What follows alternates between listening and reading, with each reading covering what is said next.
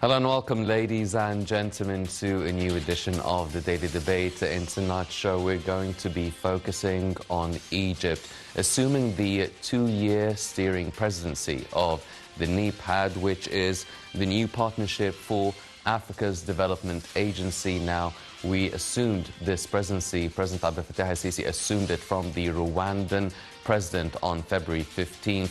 It's a two-year presidency, and we're going to be looking at the prospects and axis of development that Egypt will be looking forward to steer NEPAD for the next 2 years. But before we start doing that, let's check out some of the stories making the news today. And we'll start off with President Abdel Fattah el-Sisi, who stressed today that state-owned assets should be optimally utilized in such a way that copes with modern global advances in industry, market and administration. During his meeting with Prime Minister Mustafa Madbouli, the housing minister and concerned officials, the president asserted that the optimal utilization of state assets would be in integration with the private sector and based on the highest degrees of governance in order to push comprehensive development. The meeting reviewed coordination between the housing ministry and the public business sector in utilizing lands affiliated to the public sector business companies. It also followed up the implementation of plans to modernize textile industries in Egypt in all its phases, starting with cotton production and trade down to spinning and textile factories.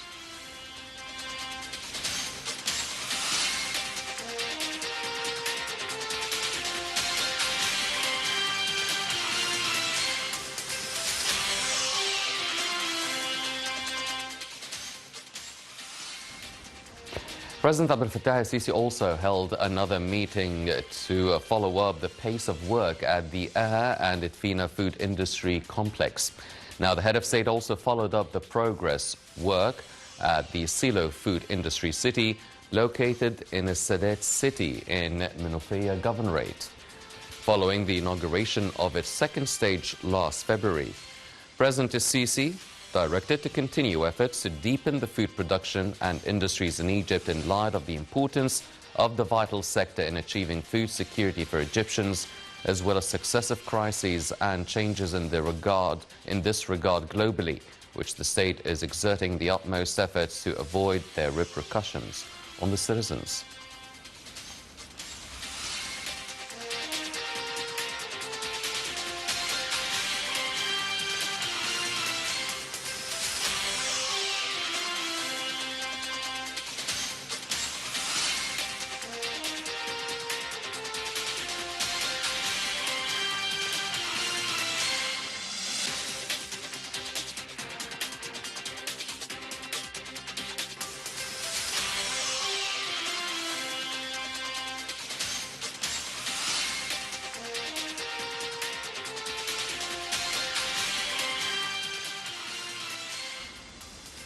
Foreign Minister Sameh Shoukry stressed that Egypt would continue providing support to the United Nations Relief and Works Agency for Palestinian refugees, citing the crucial, important role needed to offer basic and urgent services for Palestinian refugees.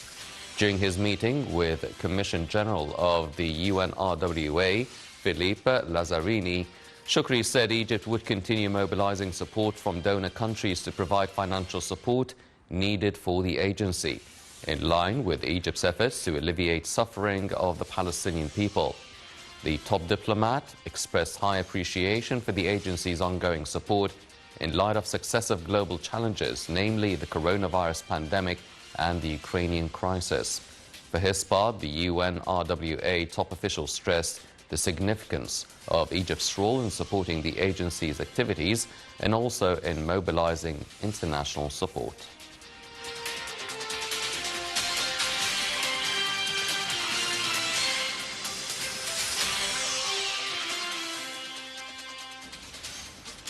And Foreign Minister Sameh Shoukry also spoke over the phone with his Greek counterpart, Nikos Dindias, and Foreign Ministry spokesman Ahmed Abu Zaid said that both top diplomats reviewed means of enhancing bilateral cooperation within the framework of the strategic partnership between Egypt and Greece. Shukri extended condolences to the Greek government and people over the victims of the deadly train crash that occurred recently.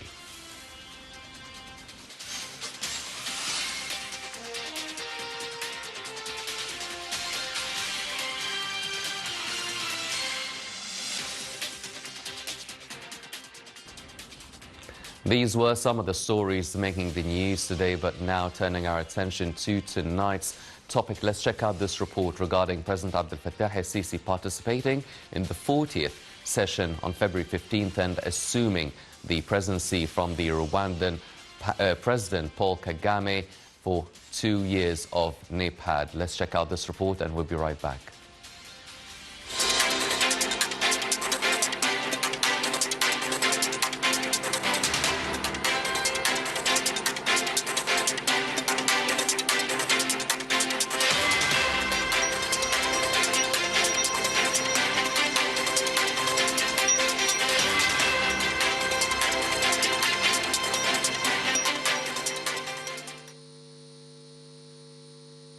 President Fattah el-Sisi participates in 40th session of NEPAD Heads of State and Government Orientation Committee.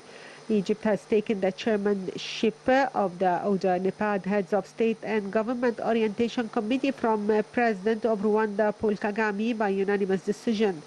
The chairmanship would be for 2 years. Rwanda's President Kagame handed over the 2-year presidency of the steering committee of the new Partnership for Africa's Development NEPAD to President Fattah el-Sisi via video conference at the 40th session of the steering committee of NEPAD.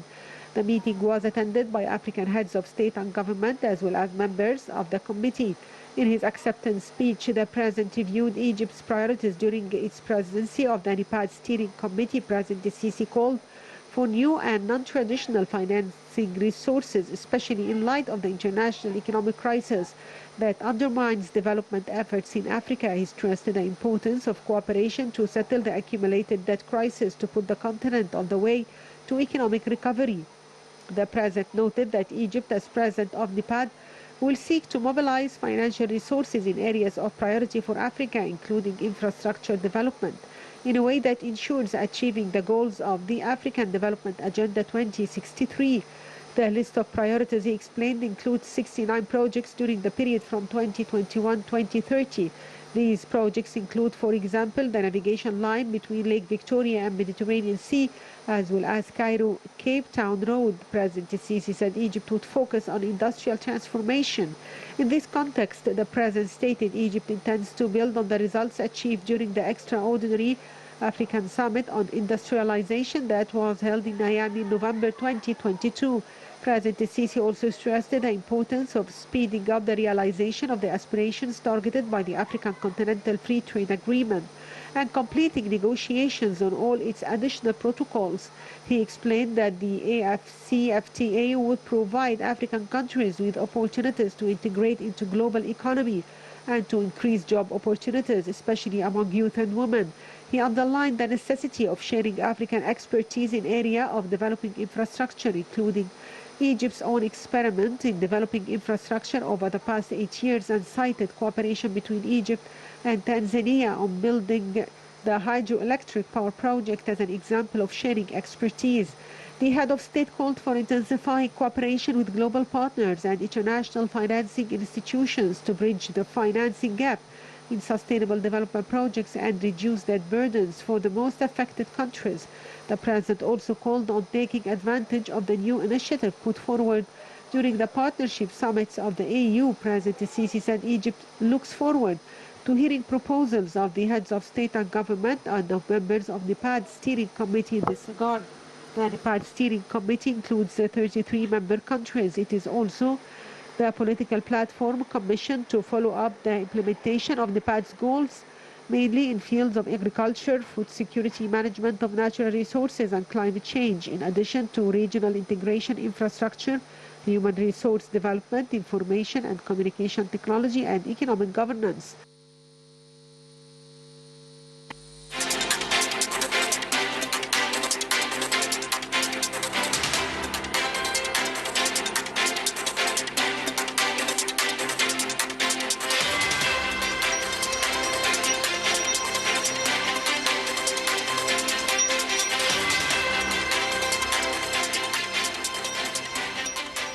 Welcome back, ladies and gentlemen, and we're joined over the phone to shed more light on the Egyptian presidency for 2 years of NEPAD. We're joined by Ambassador Ahmed Haggeg, the former Secretary General of the African Association and an expert in African affairs. Ambassador Haggeg, good evening, sir. Thank you. Your Excellency, now the 2-year presidency, I mean, we assumed the presidency on February 15th, and now it's for 2 years from Rwanda. What is the significance and the prestigious status of Egypt assuming the presidency of NEPAD? How effective has NEPAD been for the developmental process on the African continent in general? Egypt was one of the founding members of this initiative, NEPAD. It's called New Partnership for African Development, together with Algeria, Senegal, South Africa, and Nigeria. And Egypt at the beginning donated a sizable sum of funding in order to allow this new initiative for African development to proceed as planned. It plans to eradicate poverty in Africa and stopping the marginalization of Africa in international arena and so on. Egypt has a big experience, and President Sisi was chosen unanimously by his colleagues, heads of state and government. And I think the experience of Egypt will help a lot in channeling African development in different fields, since NEPAD concentrate on agriculture, economic integration, women and youth, and other parts. It's mainly also having certain definite projects and looks for sources of finance from the partners of Africa, financial international institutions, and the private sector. Well, Your Excellency, the President already highlighted some of the priorities for Egypt heading NEPAD. One of them was 69 priority projects that would be taking place all over the African continent. Now, the main axes of the presidency's agenda for the next 2 years will be industrial transformation, also infrastructure development, and sharing the African expertise. Now, we understand Egypt's expertise in terms of infrastructure development, for instance, under what's been happening in the Decent Life Initiative and the transformation that's been taking place throughout Egypt over the past few years. But how are we going to share, or which countries are we going to be looking at to share more expertise in these axes? If we are going to talk about industrial transformation, if we are going to talk about the finances as well, and there is a whole new direction of going for a green energy-driven industry. How are we going to share this experience, and which countries are we looking at to share more experiences in this? We don't need to look to specific countries, but we have to look to specific success stories, because no countries could be an example for others, but there are success stories in Africa. And Egypt has a big experience in infrastructure, and there was a conference at the summit level held in Dakar several weeks ago, and the Egyptian experience has been chosen as one of the African initiatives which should be looking at and implemented in the whole of Africa, because infrastructure is one of the weakest points in African integration. If we want to looking for African integration and transforming Africa to an African free zone, as was agreed upon by African heads of state under the chairmanship, by the way, of President Sisi in 2019, which will allow goods and services to go freely without any custom duties or administrative problems. So I think we have to look to the singular projects which have shown in Africa and was very successful and led to achieve some of the, at least some of the targets laid down by NEPAD, especially eradicating poverty and the inclusion of women in development and so on. Mm-hmm. Well, one example of these projects was the Egyptian-Tanzanian cooperation in terms of building the dam in Tanzania. Now, how many projects or how many experiences can we replicate this experiment and this process that took place between Egypt and Tanzania? Besides this shining example of building dams in Tanzania and South Sudan and so on, Egypt has a long experience in developing ports and also establishing a network of roads which connecting African countries. It has an ambitious plan to build a road from Alexandria to Cape Town in South Africa, which will facilitate the transportation of goods and leads to more movements of African across the continent, because it's not only sufficient to produce goods, but you have to transport it to the consumer targeted. So I think we have this experience, and we should not work alone. We work with some like-minded countries, and we also manage certain projects with international financial institutions like the World Bank and others, and also mainly here in Africa, the African Development Bank based in Abidjan. Mm-hmm. Well, the Cairo-Cape Town road is one of the projects, also establishing a maritime transport route from Lake Victoria to the Mediterranean. But all these projects need a lot of African states to be on the same page and need to overcome some of their internal and external challenges and obstacles. How feasible is that? Because this, as you've mentioned, it would really facilitate the trade movement and trade cooperation between the African states. Maritime projects which linking different coastal states is very important, but we have to take into consideration that African countries are landlocked. They don't have any ports on the Red Sea or the western side of Africa on the Atlantic Ocean. So they depend on transportation through lakes and rivers. Hence the importance of the project which Egypt is promoting to establish a link through the River Nile to Lake Victoria, which is surrounded by different African landlocked states, Uganda and Central African Republic, Burundi, Rwanda, and so on. Well, Mr. Ambassador, you've mentioned the African Free Trade Agreement, which was initiated by Egypt when it was heading the African Union presidency in 2019. Now we're in 2023. What has been holding up such an important and integral economic agreement between African states to be implemented and practiced within the African continent? It was held up for 2 years because of the spread of the corona epidemic in Africa.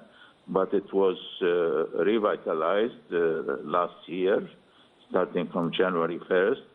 And now they are discussing the details of different protocols, protocol on financing, protocol on investment, and a protocol on agriculture, goods and services, and also industries. So I think it's proceeding very well. It is based in Accra, and the Secretary General of this initiative visited Egypt recently and discussed with the Egyptian authorities how to proceed in the future and what Egypt can offer in order to make this a success and running smoothly. Your Excellency, now President Sisi also mentioned that as head of NEPAD now, really the African continent needs to find new and non-traditional ways and financing resources, because all of these projects, including the 69 projects, including the industrial transformation, needs a lot of financing, and the whole world is suffering from an economic crisis, at least from the Russian-Ukrainian conflict as well. What sort of new and non-traditional financing resources can be met to realize the money be there for all these projects? Financing for individual countries' projects is difficult now, because then the international financing institutions are saturated by requests from different individual African countries and the world at large. So we have to project ourselves as a regional grouping, which will merit more support from the international financial institutions and the African Development Bank, and the assistance from major powers like China and the United States and the European Union and even Russia. I think this will open the avenue for more finances and not to develop unnecessarily on individual countries. If you work as a group, you have more attraction to the world in investments and finances. Well, some of the finances are also needed to really alleviate the burden of the African debt. Now, Africa is indebted heavily to many of the other continents. Now, can the sort of financing be, is it possible that other continents and other countries, such as China, such as the European Union, can they cut down on the debt, or is it a far-fetched option? The African debt is an old story. I remember when I joined the OU as Assistant Secretary General, there was a summit in '87 which was held with the African debt, because it was discovered that a major part of the national income is paid for as an interest. And there was a lot of recommendation. Now we are coming again to the same story, because Africa has been faced with food crisis, which led to many countries to borrow from international institutions, especially the African Development Bank, and also the World Bank and the IMF. So there is a lot of recommendations. We hope that we could present it in a unanimous introduction, which will induce the international financial institutions, and also China is a big indebtor now in African countries, and it has been declaring its readiness to delete some of the African debt. So we have also to induce the European Union and major American banks and institutions to do the same. Because if we are going to borrow again, we will go to the same story, and it will be aggravated. So either to write off of some part of the debt, refinance and phase the payment of the old debt. Your Excellency, now Egypt has its own vision to achieve sustainable development by 2030, and the whole of the African continent has its own deadline and goal to be achieved by 2063. Now, how realistic is it for, I mean, Egypt is really working hard to achieve this goal by 2030, but how serious are the other African states in trying to meet that 2063 deadline to achieve sustainable development?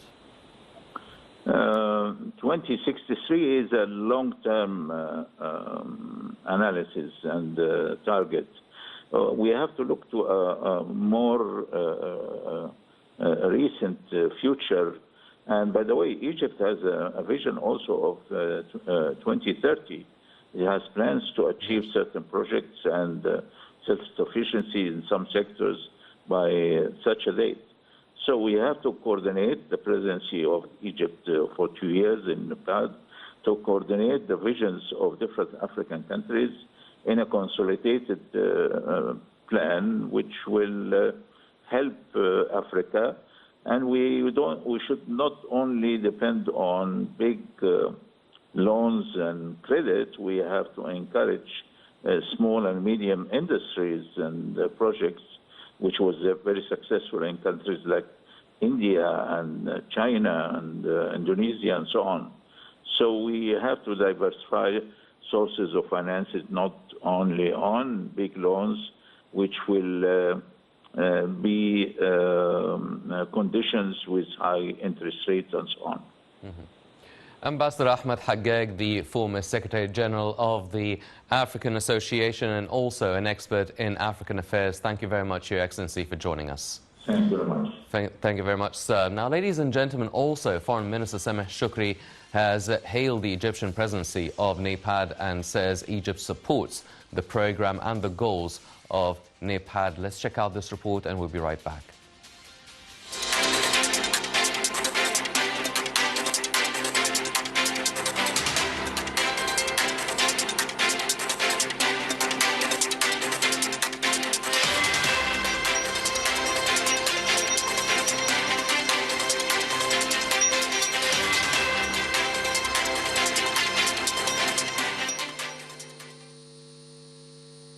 Foreign Minister Sameh Shoukry affirmed to the CEO of the African Union Development Agency, Nardus Thomas, that Egypt is keen on supporting the NEPAD in its first efforts to address regional challenges and contribute to development of the continent. During their meeting on the sidelines of the 42nd ordinary session of the AU Executive Council in Addis Ababa, Shoukry asserted Egypt's keenness on supporting the NEPAD in its efforts to address regional challenges and contribute to development of the continent. For her part, Mikhail Thomas congratulated Egypt on assuming the presidency of the steering committee of the new Partnership for Africa's Development, NEPAD.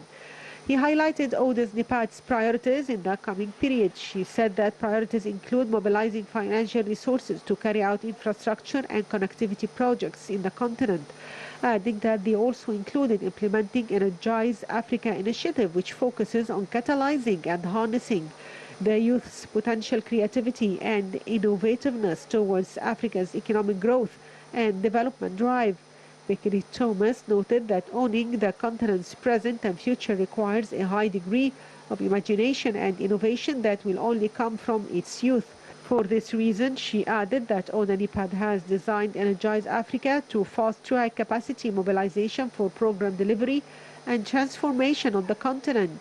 She said that she looks forward to close coordination and cooperation with the Egyptian presidency of the steering committee, voicing hope to visit Egypt to probe various development files. The African official highlighted priorities in the coming period, notably mobilizing financial resources to carry out infrastructure and connectivity projects on the continent and also implement Energize Africa initiative, which focuses on catalyzing and harnessing the youth's potential, creativity and innovativeness into Africa's economic growth and development drive. She noted that Africa's owning its present and future requires a high degree of imagination and innovation that will only come from its youth.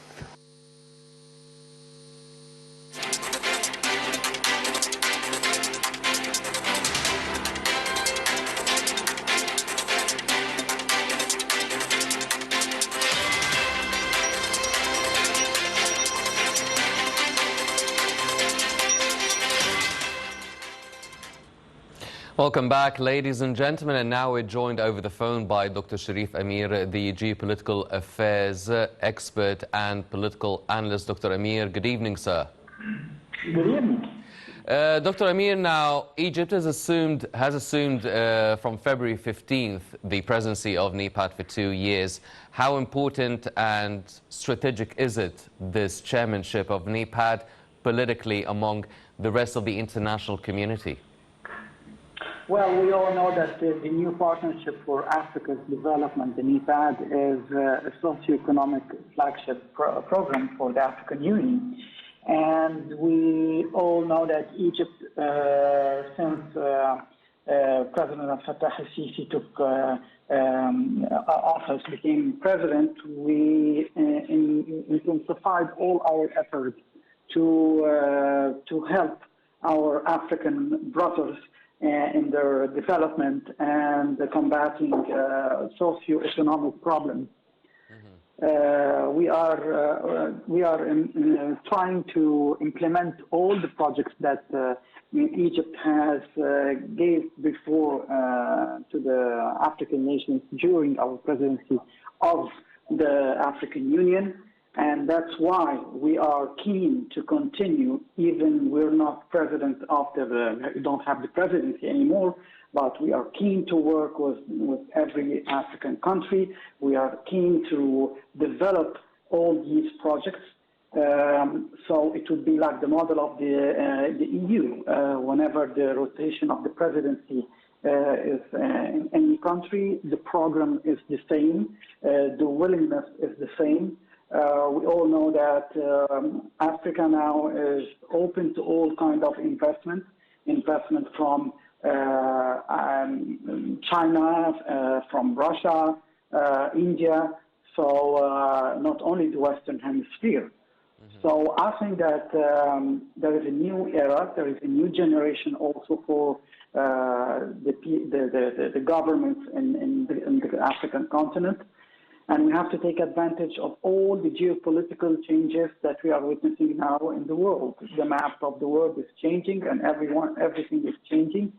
And it's time to seize the opportunity. Well, the main work for NEPAD is developmental work, and as you've mentioned, also investment and trade cooperation between all of the African states, and maybe also joining with Russia, as you've mentioned, and China as well.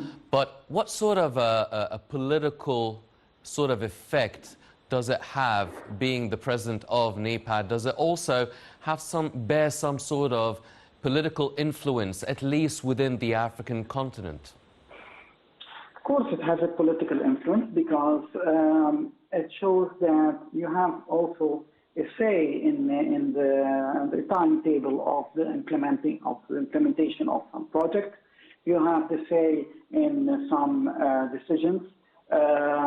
You could give the priority to some issues that you think that it will help a lot this country. We are trying also to make it clear to the new generation, to the youth. And I think Egypt was a leader in this domain. We are showing the youth that we are open to the partnership with them. We are giving the African youth, we are giving them this opportunity to work in projects, to work in the decision making inside their own governments. So I think that when you are the president of such an important committee or association or whatever it's called, well, you have a leading role. You can easily convince everyone else of the priority of some goals. And this is what is positive about this idea, is that at the end, every country would come and contribute with their priorities. Every country will say, well, we see this point has been neglected before, let's work on it, and we complete each other. All the African countries are completing in each other. So this is what is positive about.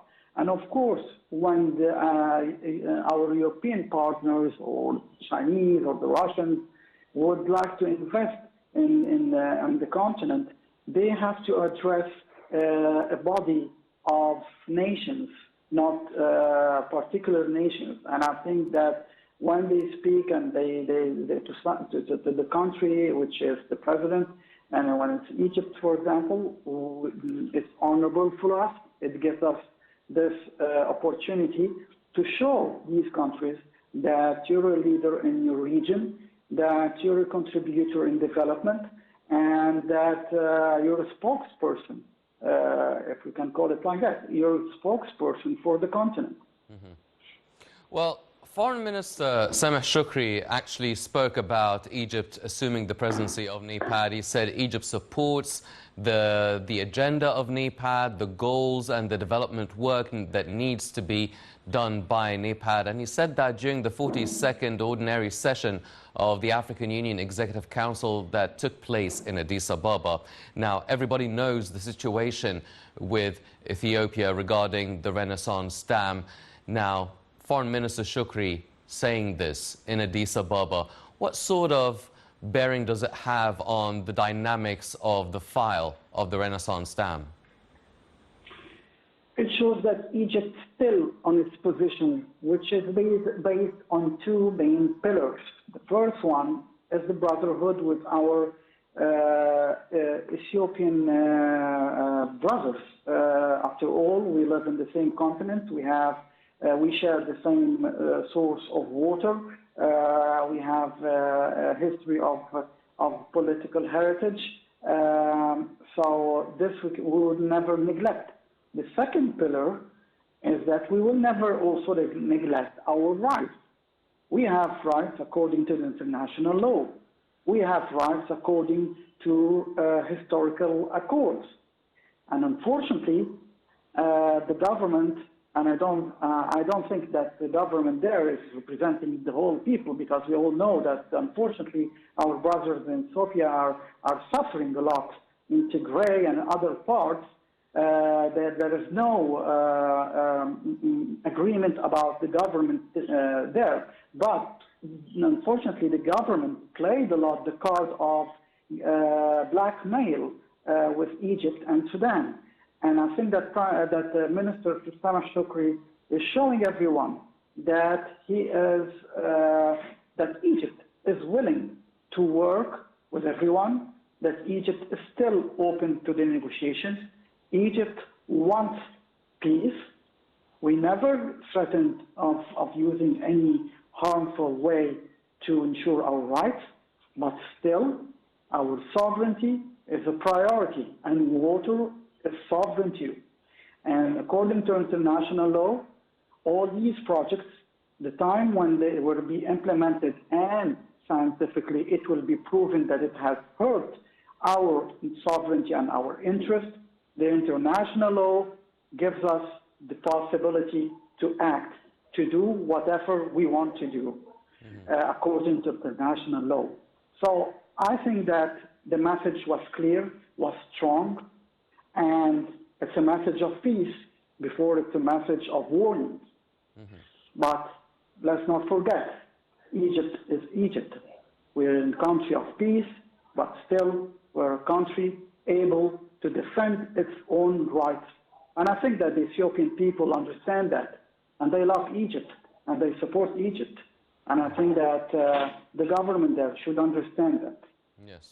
Well, Dr. Amir, now, for 2 years, Egypt is the president of NEPAD, which, as the president mentioned, Egypt is looking to implement infrastructure development, industrial transformation, sharing African expertise, finding new and non-traditional ways of financing for these projects, 69 also priority projects, also trying to alleviate some of the African debt burden. Now, all of this is happening during a global economic and energy and food crisis as a result from the Russian-Ukrainian conflict. How big of a challenge is this for Egypt? Well, unfortunately, it's always Africa who's paying the price. The continent paid the price throughout the 20th century and before, and now we are paying again the price. But what is positive in all that is that a country like Russia, for example, has, when it went into this conflict with Ukraine, and the question was how the grains would be agricultural grains would be exported to the nations who are in need of it. And unfortunately, our friends in the Western Bloc neglected this, and they saw that imposing more sanctions and restricting the exportation would just strangle the Russians, and the Russians didn't even bother about these sanctions. They developed their economy. But fortunately, they said we have to talk to the African countries, urge them to ask for these products, these agricultural products, because they are in need of it. So we have seen yesterday, for example, in the Congo, Democratic Congo in Kinshasa, President Macron was in a heated debate with his counterpart of Congo, because the African nations now are saying we have a sovereignty to be respected. If there is a war between all these countries, there is economic problem on the international arena, still we have to ensure that our lives are being safe. We would not neglect the fact that we could be forgotten. Unfortunately, when the COVID-19 happened, the vaccines were not prepared for many of the poor countries, and this is what Egypt warned before, and they said you have to fulfill this for the African countries. Now in the war, the African countries should not pay the price. We would not pay the price for this war. We would not take sides in order to sanction the Russians or whatever. As the president of Namibia told the foreign minister of the ambassador of Germany yesterday, when he was asked why there is so many Chinese on your land in Namibia, and he answered, because they are coming here to invest. They're coming here to open the opportunities for the young to work, and we would not close our borders for those who are contributing in the prosperity of our economy, whether it's the Russians, whether it's the Chinese, the Indians, whoever is contributing in the development of the economies of the African countries is welcome. Yes. And I think this is also a message of sovereignty. Dr. Sharif Amir, the geopolitical affairs expert and political analyst, thank you very much, sir, for joining us. Thank you. Thank you very much, sir. Well, it is a new mission, a new chapter of Egypt's efforts within the African continent, really trying to work to boost the development work, not just for Egypt, but also the rest of the African states, really trying to push forward the African economy in general in really very hard circumstances. But the bigger the challenge, the bigger and the taller Egypt stands. And on this note, we come to the end of this edition of the Daily Debate. And please stay tuned for more coming up on Nile International. I'm Henny Saif. Thank you for joining us.